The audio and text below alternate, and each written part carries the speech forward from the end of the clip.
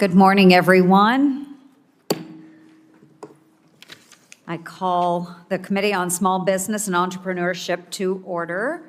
And I want to thank our members for their cooperation and patience as we meet today to complete the committee's consideration of legislation we initiated last week, as well as an additional bill related to disaster assistance. Ranking Member Markey and I met yesterday and discussed our shared desire to continue moving bipartisan legislation whenever we can. We started that process last week when we advanced an important bipartisan effort that my friend Senator Rosen and I have worked on for years to expand access to child care. And today we will be considering another bipartisan bill, this one led by Senators Scott and Schiff, to increase transparency in SBA's disaster loan account. I appreciate Ranking Member Markey's open communication with me and look forward to our continued dialogue. If we are going to reform the SBA and ensure that our tax dollars are truly supporting small businesses in our states, which is my top priority as chair, we will have tough debates and different perspectives on how to best do that. I will not shy away from doing that hard work, even if it means we must take votes on issues where we disagree. In order to best serve our members as we work through that process, I will give you all as much information as possible about what you will be voting on and in what order so that we can have orderly and productive markups. So you will find in front of you today there is a listing of amendments that will be considered and the bills that will be considered. I commit to being transparent about what order we will vote on bills and how I will manage proceedings, and I've asked Ranking Member Markey to meet that transparency by communicating about which amendments the minority plans to offer and in what order. If the minority chooses to offer amendments after the amendment on bills they plan to oppose anyway, then as chair, I have the right to cut off consideration of amendments. I hope it won't come to that, and it is my sincere desire that we can continue to work together even when we disagree. With that, let's jump right into the business before us today. First of all, I ask unanimous consent that the chair be authorized to declare a recess at any time during today's meeting. Without objection, so ordered. I ask unanimous consent that the record remain open for 2 weeks for any member wishing to insert a statement into the record or revise or extend their remarks. Without objection, so ordered. I ask unanimous consent to postpone votes on any question of approving any measures or matter or adopting any amendment on which a roll call is requested. Without objection, so ordered. Today, the committee is meeting to consider and vote on 3 pieces of legislation and the committee's rules. I want to take a moment to highlight a few things about each bill we are considering today. First, we will consider S-298, the Returning SBA to Main Street Act, which relocates and reallocates the SBA's workforce to locations outside of the D.C. metro area, reduces telework, and redistributes SBA resources throughout America. I am proud to lead this bill along with my colleagues, Senators Blackburn and Scott of South Carolina. Next, S-300, the Disaster Loan Accountability and Reform Act, which aims to prevent an SBA disaster shortfall from occurring ever again by heightening accountability, transparency, and reporting measures at SBA. Last year, SBA's disaster loan account had a completely unacceptable 66-day shortfall, which prevented disaster victims across the country from receiving assistance when they needed it most. I want to thank Senator Budd for introducing this legislation, which I am proud to co-sponsor, along with our colleagues Senator Scott of South Carolina and Senator Tillis. I also want to thank Ranking Member Markey for working with Republicans to create a bipartisan compromise amendment. I am proud of our work to come together to ensure SBA is best positioned to aid disaster victims nationwide. Additionally, S-371, the SBA Disaster Transparency Act, complements S300 and aims to bring further transparency to SBA's disaster operations. I want to thank Senator Scott of South Carolina for introducing this legislation, along with our colleagues, Senators Budd, Blackburn, Scott of Florida, and Schiff. Lastly, we also have the committee's rules to approve and adopt. I urge support of all of these measures before us today, and I now recognize the ranking member for an opening statement. Yep. Thank you, Madam Chair, very much, and thank you for holding this very important markup today.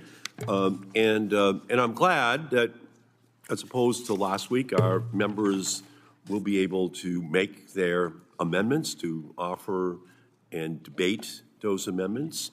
And I think that's a much better process and one conducive to having a committee which does work on a bipartisan basis to produce important legislation for our country. But I'm deeply disappointed that the committee is breaking the longstanding bipartisan tradition of calling an equal number of private witnesses for committee hearings. Since 2001, save for one Congress, an equal number of witnesses has been afforded to the minority to ensure fair and constructive hearings, and that was through Chair Risch and Chair Rubio and Chair Cardin and Chair Shaheen. And so it's, from my perspective, very unfortunate that we're breaking with a tradition which I think really did work to help to build, again, a spirit of cooperation and bipartisanship on this committee.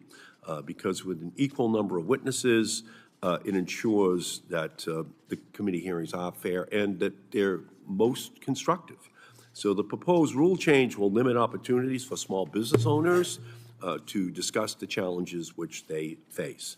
The Senate created this committee to help all small businesses compete with larger firms, regardless of living in a blue state or a red state. The committee has been an oasis of bipartisanship in the Senate, and I just caution my colleagues that we will find that years of goodwill can be done away with in a day, and we have to work to maintain this oasis of the Small Business Committee. And my hope is that all members will be committed to achieving that goal. And I hope that my Republican colleagues change course and return to the committee's bipartisan tradition of witnesses. And turning to today's legislative agenda, I thank Senator Ernst for removing Senator Budd's Disaster Loan Accountability and Reform Act from last week's markup. This allowed us to come together in a bipartisan agreement that retains benefits for disaster survivors as they rebuild their lives and helps ensure that we do not face another funding shortfall. And I appreciate the meetings with you, Madam Chair, so that we could work on the disaster relief bill in a way that can be presented to the committee today as a bipartisan product. And I'm also pleased that we will be marking up Senators Scott and Schiff's bill directing SBA to publish its reports on the disaster loan program on their website. And together, these two bills increase transparency and hold SBA accountable to the American public. And finally, we are considering a partisan bill that displaces SBA employees under the guise of improving customer service for small business owners. Democrats and Republicans alike agree that SBA must have a strong presence in local communities, meeting small businesses where they are.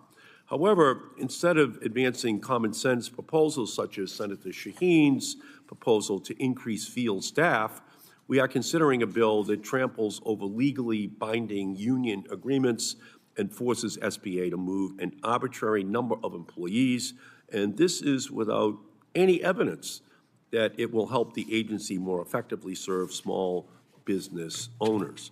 So we're also considering this bill in the aftermath of DOJ's unjustified and sudden firing of SBA probationary employees, including those in the disaster and field offices.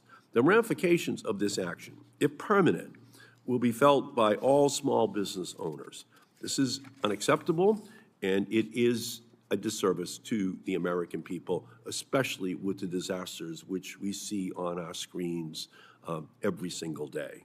As a result, my colleagues and I have drafted several amendments that we intend to offer to improve this legislation, and I hope that we can have a productive discussion today and in time return the Senate Small Business Committee to that bastion of competent and civil debate that it has always been. So with that, I yield back, Madam Chair. Thank you very much, Senator Shaheen. I have a question. I don't know if this is the appropriate time. First of all, let me thank you and Senator Markey for working together to find agreement on the two of the bills we will be addressing today. But I didn't understand when you were talking about how the meeting was going to run, what you meant about being able to not call up amendments even though they've been filed and being able to cut off debate. We have a list of amendments that the minority has presented to us, and we have agreed that these are the ones that will be voted on between the minority and the majority. So as we move through these amendments, if a member decides they want to come up with additional amendments that haven't been agreed to by the minority and the majority, then we will move on. And to further clarify too, we have a listing of the amendments that was pointed out last time. We didn't know what exact amendments were going to be offered. So we are trying to be more effective and efficient in that the Democrats, the Republicans, we will have an agreed listing, and it should be at every member's place on the dais when we come to the meeting so that we can move through much quicker and everybody will know what we are voting on. Yes, thank you. Madam Chair, if I could, are we just talking about today's markup? Is that what you were referring to? Today's markup, but then as we move forward as well, we will be able to work between the Democrats and Republicans. I would assume that, we would continue, there's probably rules, right, for second degrees and timelines and deadlines for that. And then there are, on occasion, opportunities where members find magic right here in this committee room and offer something that then gets everybody to agreement. And you would include those, right? You would consider those. Listen, I'm all for, members and figuring out a way to work together. I've been on many committees where lots of amendments are filed, and if the minority and majority can agree, I just want to also preserve members' right to offer amendment. Oftentimes, our colleagues just want to be heard, and they will withdraw their amendment from a vote if they can just be heard. But this seems like progress, but your comment that you would reserve the right to cut off amendments, I don't know any committee that just, you can take a vote in committee and move forward, but I don't know by chair if you Well, and thank you for that. And I do reserve that right, and we hope that we are never in that position to do that. We should have most everything worked out ahead of time. And believe me, if it's fruitful debate, I'm not going to cut off fruitful debate. Thank you. Okay, we will move to the next item of business. It's S-298, and that is the Returning SBA to Main Street Act. We had amendments filed to this bill, and those amendments agreed to. And we do have Senator Paul here now, and then we'll move to the Markey Amendment. So we'll start with number one, Paul Amendment number one. And Senator Paul, you are recognized for your amendment. This amendment simply directs the small business administrator to only relocate employees if the location determines that doing so will reduce the federal government's costs. Okay. Thank you, Senator Paul. All right. I support this amendment, which clarifies that the SBA will only move forward with plans required in this bill if it saves the taxpayers money. Is there any further debate on this amendment? Madam Chair? Yes. Yes. Thank you. You're And recognized. the bill has been put before the committee. Is that correct? That is correct. Okay, good. Thank you. So I agree with Senator Paul that before this bill goes forward, there should be an evaluation of its costs to the federal government and its impact on the dedicated public servants who work there. But the bill includes arbitrary targets. For example, there is no analysis to justify why 30% of SBA headquarters staff should be moved out of DC. There is no direction as to what types of employees should be prioritized in relocation. There is no plan for how or where employees should be relocated. And the list goes on and on. However, given that President Trump illegally fired the Inspector General for the SBA, an analysis must be done by a third-party, nonpartisan entity, and we need an objective, data-driven analysis before considering overhauling an agency critical to small business success, which is why I encourage my colleagues to support the immediately forthcoming Markey Amendment, number 3, which would mandate the Government Accountability Office to perform a cost-benefit analysis on this relocation plan, so that we have a detached, fair analysis of what the impacts are, rather than a decision that is just made arbitrarily within the agency. So with that, I urge a no vote by my colleagues on the Paul Amendment. Can I just make a comment? Yes, Senator Paul, you're recognized. I think your amendment substitutes and replaces the whole bill, which I don't think is going to pass. But if you wanted to offer it just to add the report to the bill, that probably would pass, or has a chance of passing. Thank you. Okay, additional comments? Yes, Senator Sheehan. Well, I just wanted to clarify from Senator Paul, who does your amendment suggest carry out the report since the Inspector General was just fired? Mine isn't a report. Mine just directs the small business administrator to affirm that it's going to save money. I was just referring to his amendment, which has a report, which is a separate amendment. His report replaces the bill. And like I said, I'm not against his report. I'd actually vote for his report added to the bill, but not in replacement of the bill. I just wanted to mention that in case he wanted to alter his amendment. Thank you. Thank you. Okay, so the question is on the Paul Amendment, number 1. All in favor, say aye. All those opposed, say nay. No? The ayes have it, and the amendment is agreed to. Could we have a recorded vote, Madam Chair? Okay, the gentleman requests a roll call vote on the amendment. The clerk will call the roll. Aye by proxy. Mr. Scott, Aye by proxy. Mr. Young, Mr. Hawley, Mr. Budd, Mr. Curtis, Mr. Justice, Mr. Husted, Mr. Markey, Votes no. Ms. Cantwell, Mrs. Shaheen, Mr. Booker, No by proxy. Mr. Coons, No by proxy. Ms. Hirono, Ms. Rosen, Mr. Hickenlooper, Mr. Schiff, Ms. Chair. Aye. The clerk will report the vote. On Paul Amendment 1 to S 298, the yeas are 10 and the nays are 9. The amendment is agreed to. Okay, next we will move on to the Markey Amendment, and this is Markey number 1, or Markey 3, excuse me. Markey number 3. Markey number 3, you are recognized, Ranking Member. Thank you, Markey. Madam Chair. Madam Chair, there are real concerns that must be addressed before this bill can be implemented. This includes evaluating the costs to the federal government, not just in terms of dollars, but also in its ability to retain and recruit employees. This bill is anti-union and anti-worker. In fact, the American Federation of Government Employees, which represents about half of the headquarters SBA employees, submitted a letter expressing concerns about this legislation, stating that this bill is harshly punitive towards employees.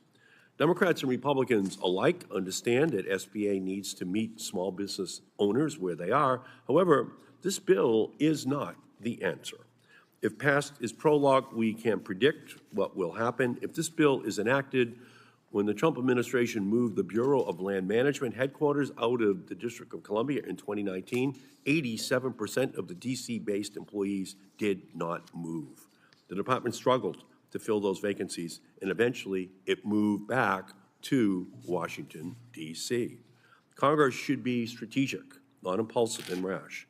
My amendment requires the Government Accountability Office to to perform a cost-benefit analysis of this relocation plan and provide any recommendations on how to best implement any transfer. Because ultimately, without careful, data-driven consideration, taxpayers and small business owners will bear the burden of this plan.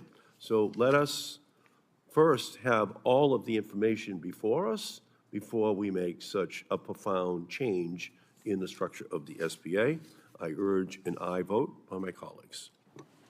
Okay, thank you, Ranking Member Markey. I oppose this amendment, which removes key provisions of the bill and asks GAO for a report and recommendations rather than moving the ball forward. The underlying bill ensures SBA is effectively utilizing its personnel and guaranteeing small businesses in all parts of America are able to access SBA programs if they need them.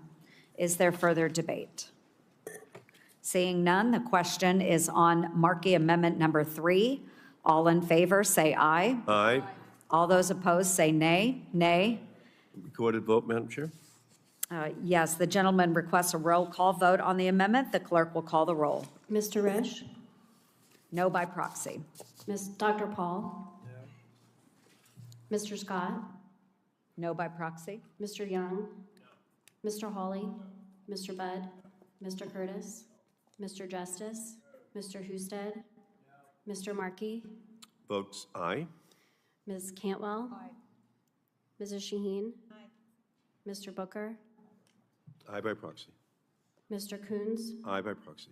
Ms. Hirono? Ms. Rosen? Mr. Hickenlooper? Mr. Schiff? Ms. Chair. No.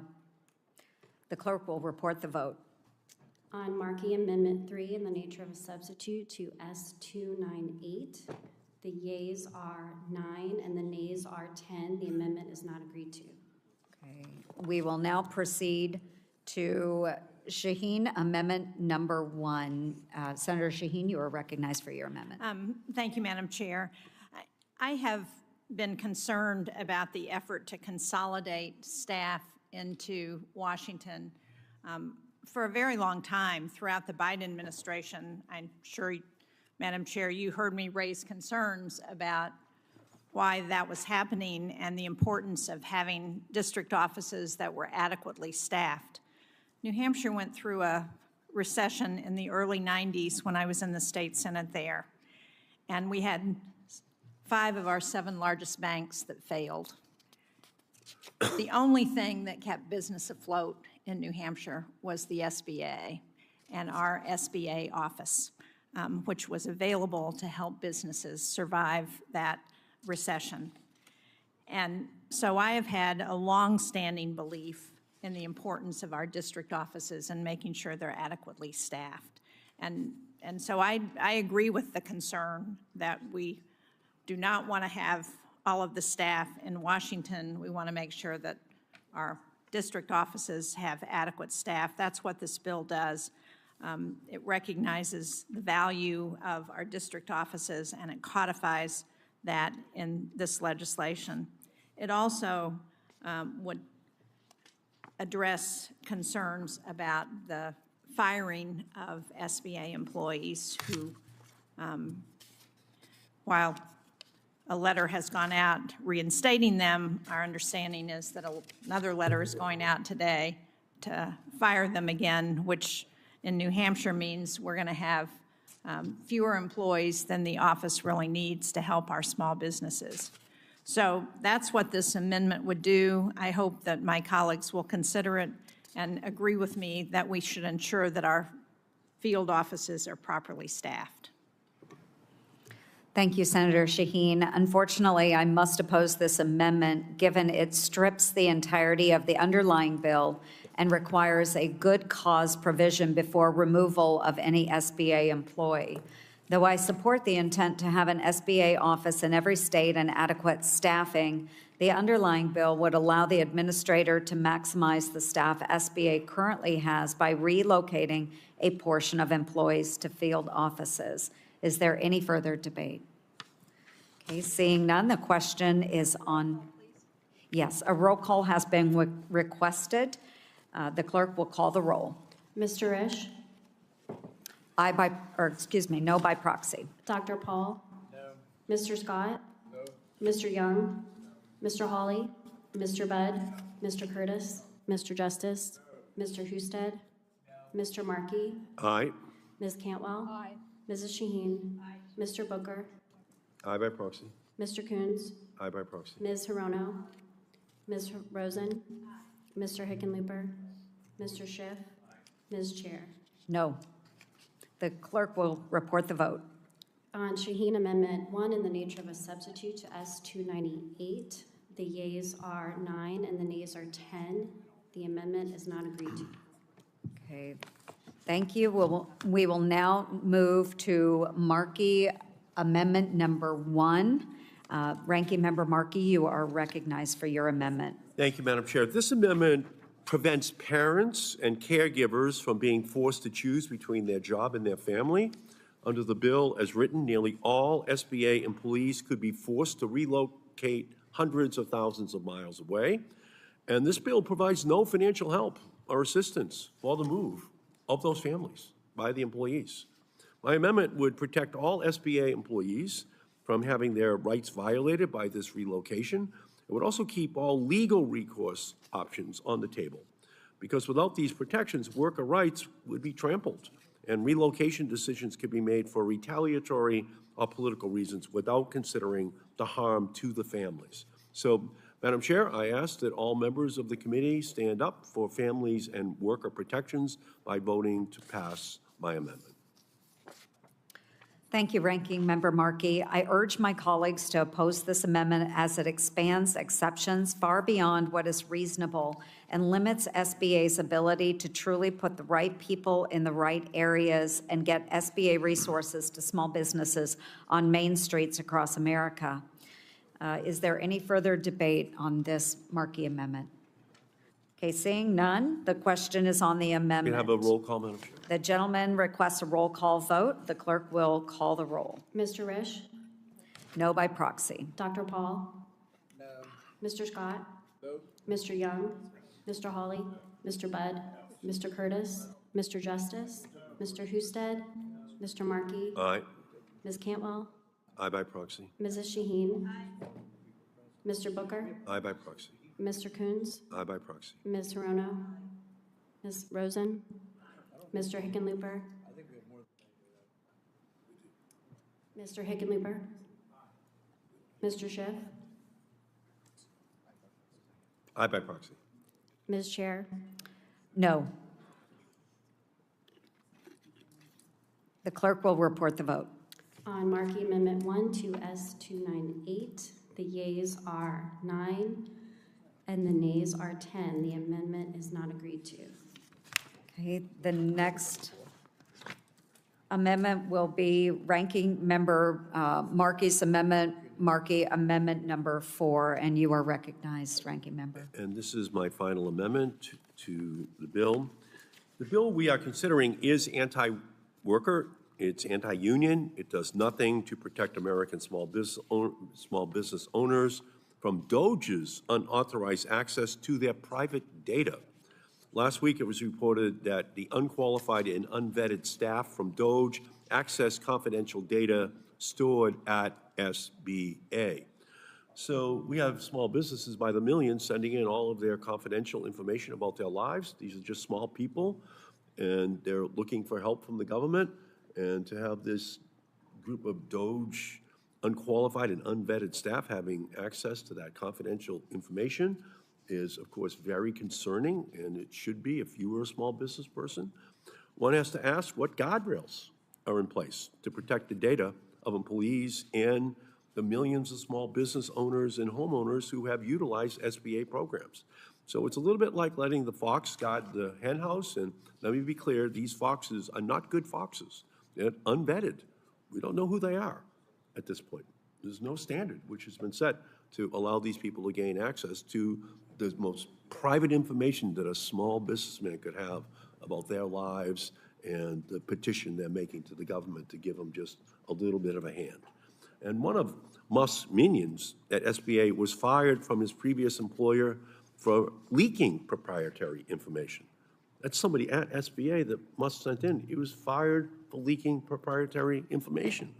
In fact, a former FBI agent is quoted as saying that if he was doing the background investigation, he would not have cleared this Doge employee for the work which he is doing. We just can't allow for these unvetted Doge appointees to come into an agency which has the trust of millions of small businesses across the country.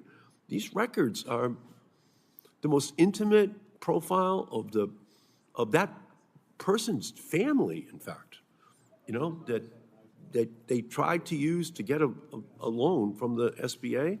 And I just think it is wrong.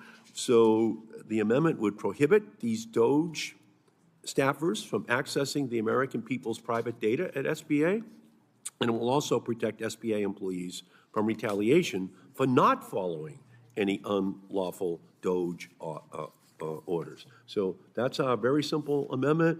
Until procedures are put in place to make sure that all this information remains confidential, this amendment says that these Doge employees should not have access, and I urge an aye vote.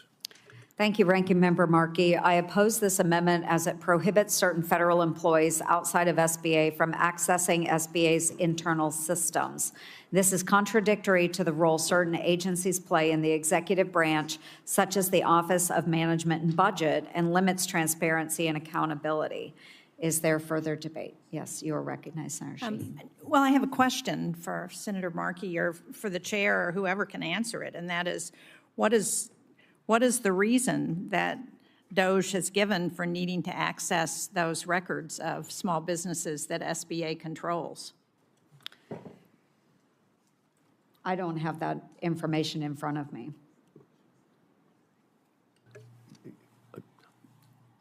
I think obviously these Doge operatives are working under the cover of darkness.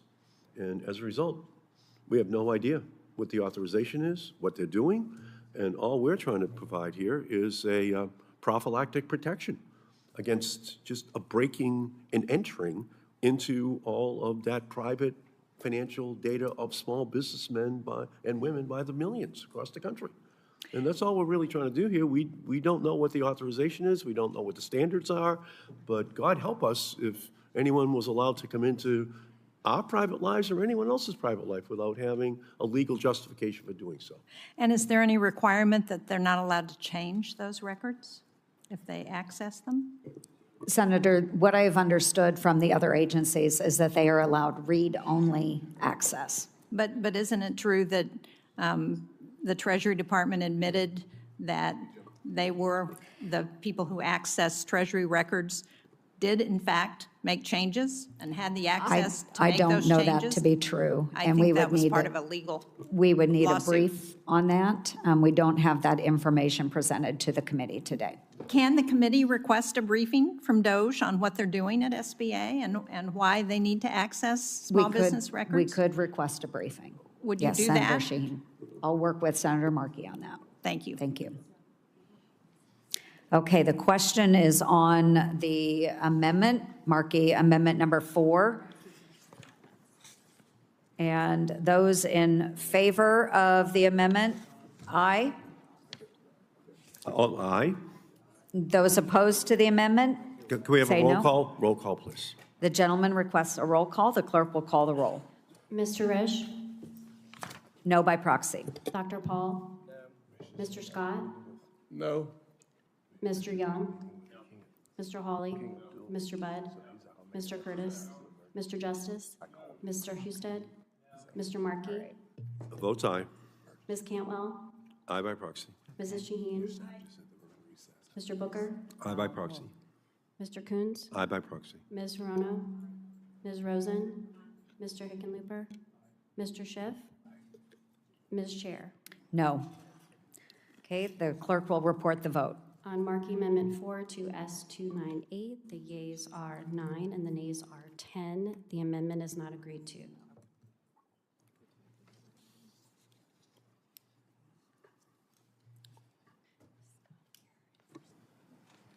Okay, pursuant to our earlier unanimous consent, further proceedings on the measure are postponed, and we will now move to our next item of consideration. And so we will move on to amendments to S-300, Disaster Loan Accountability and Reform Act. And though we had 2 amendments filed by the ranking member since that time, we have come to a bipartisan agreement. So I have an amendment in the nature of a substitute to S-300, and I ask unanimous consent that it be considered as read. Without objection, so ordered. Again, this is a bipartisan, complete substitute to S-300, and I urge all members to support this amendment. Is there further debate on this amendment? Madam Chair. Yes, ranking member, you're recognized. Yeah, thank you, Madam Chair. I'm pleased that we were successful in reaching a bipartisan agreement on Senator Budd's bill, and I appreciate working with the chair on this important legislation. And as this bill demonstrates, the Small Business Committee can be an oasis of compromise and bipartisanship when we work together. Through our negotiations, we were able to remove any provisions that would reduce benefits for disaster survivors. The bill, as amended, instead gives SBA the flexibility to conserve funding when the disaster accounts run low and ensures all disaster survivors can get the help which they need. And as amended, this bill increases transparency through additional reporting requirements so that Congress is better prepared to address a funding shortfall should it ever happen again. So we all hope and expect that that will not happen, but I agree with my Republican colleagues that we must be prepared, and I'm pleased, and all Democrats are pleased, to be able to work together on this important legislation to protect disaster survivors and ensure they receive the benefits which they deserve. Thank you, ranking member. Yes, Senator Schiff, you're recognized.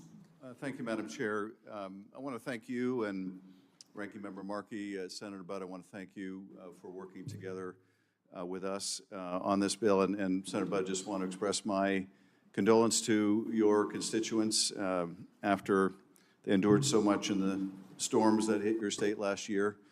As someone from a state who's also working through a painful disaster recovery, I know that we both want the federal government to be there for people when everything they have is destroyed in the wink of an eye.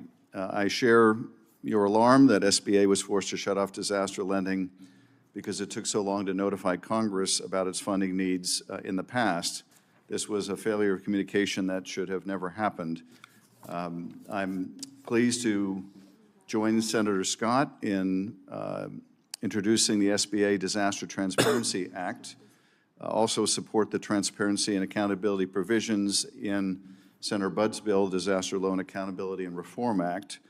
I'm happy to support the bill, and I'm glad that staff on both sides of the aisle were able to come to an agreement on perfecting the language to ensure transparency measures don't come at the cost of those relying on these programs for a lifeline in the wake of disasters.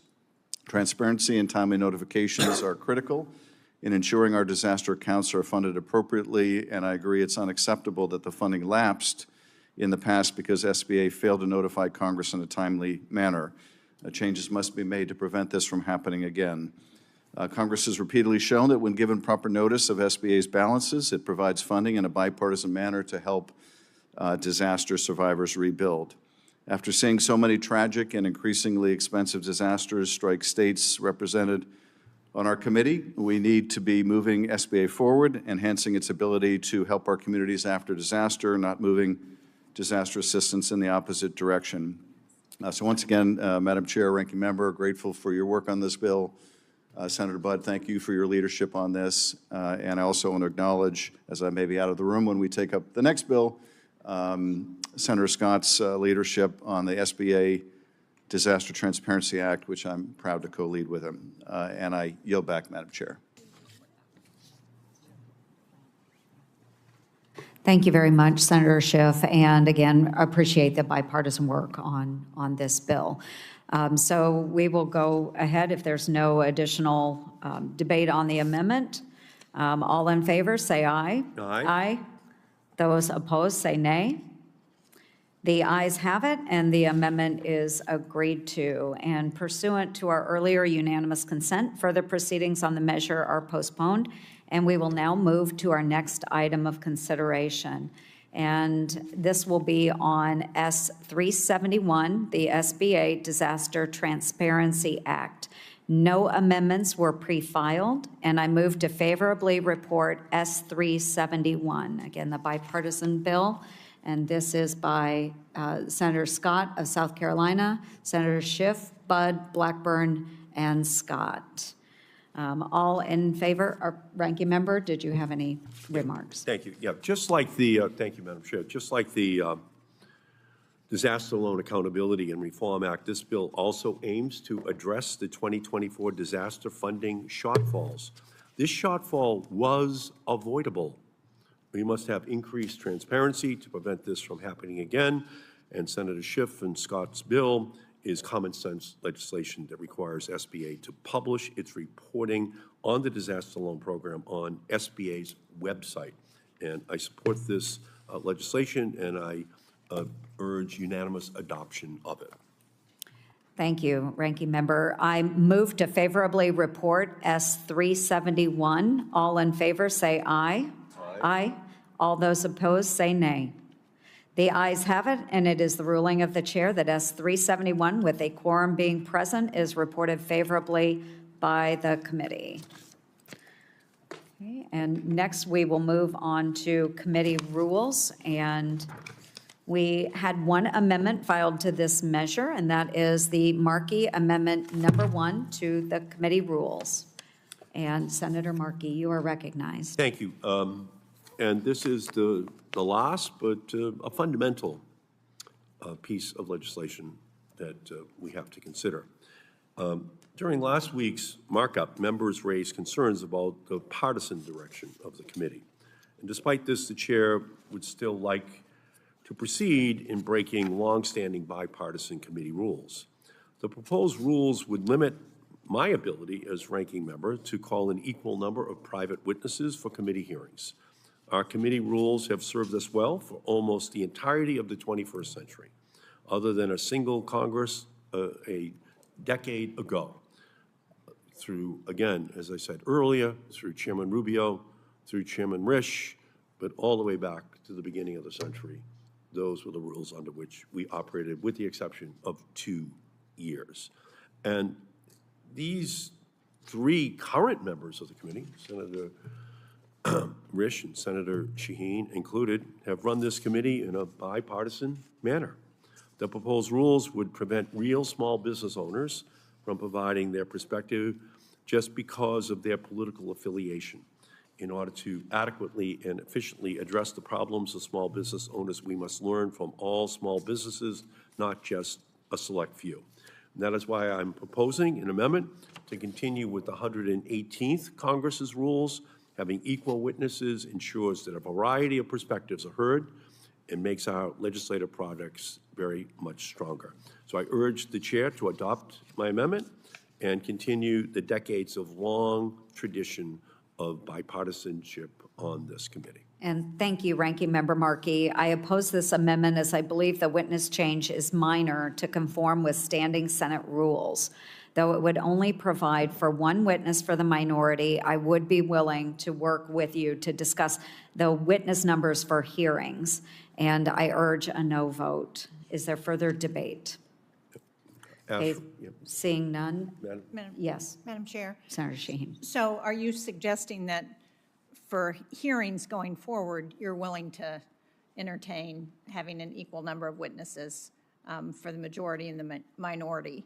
So I guess I'm confused about what rule we're trying to comply with in terms of changing. We are going back to the standing rules of the Senate, which allows the majority to have a greater number of witnesses for their committees.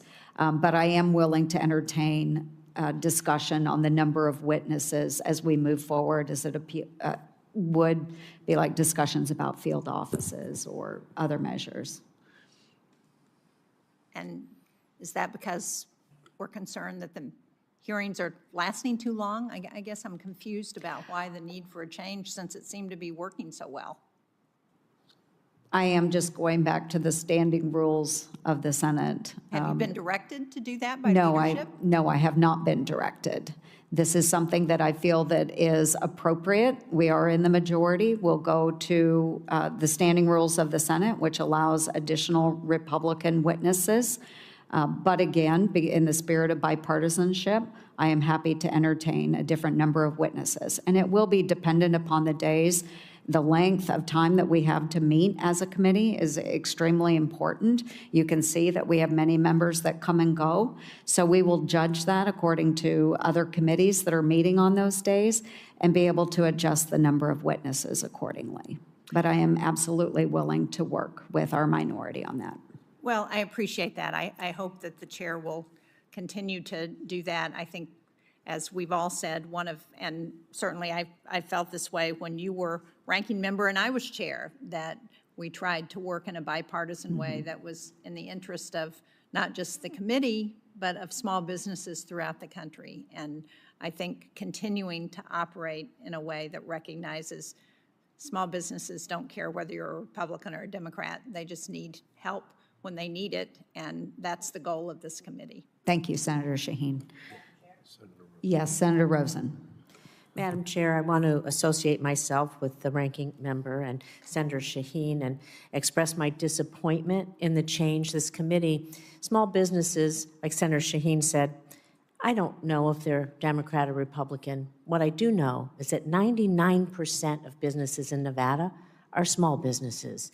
And they have concerns, they have questions, they may have issues depending on the state or the region, whatever it is, and we just want to be able to have them come and hear their voices. I never ask a business whether they're Democrat or Republican. They just are trying to live out their passion, their dream, whatever it is. And Madam Chair, I believe that in the spirit of bipartisanship, you know this, and it's really been important in this committee as such a been such a good space for us in that way, and I would just hope we would maintain that tradition of this entire century, except for 2 years, to keep that relationship going. Thank you. Yes, thank you, Senator Rosen. Additional discussion? Okay, thank you, Ranking Member Markey. Again, I do oppose this. Is there further debate on this amendment? Okay, seeing none, the question is on the amendment. All in favor, say aye. Aye. All those opposed, say no. No.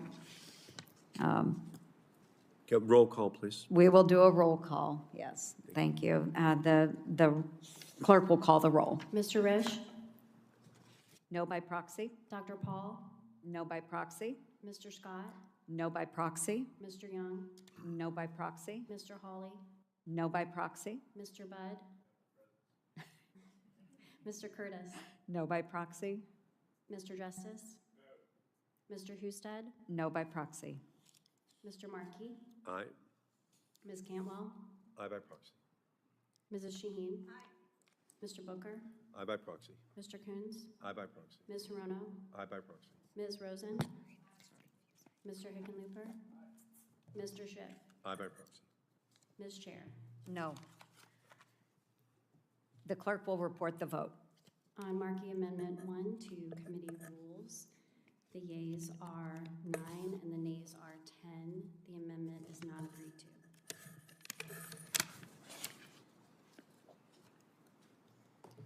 to. Okay. Whoop, excuse us. We'll make sure we get the right language into the record. I move favorably to report the committee's rules. And all in favor say aye. Aye. Aye. The ayes have it, and it is, all those opposed say nay. No. Okay. The ayes have it, and it is the ruling of the chair that the committee's rules, with a quorum being present, are reported favorably by the committee.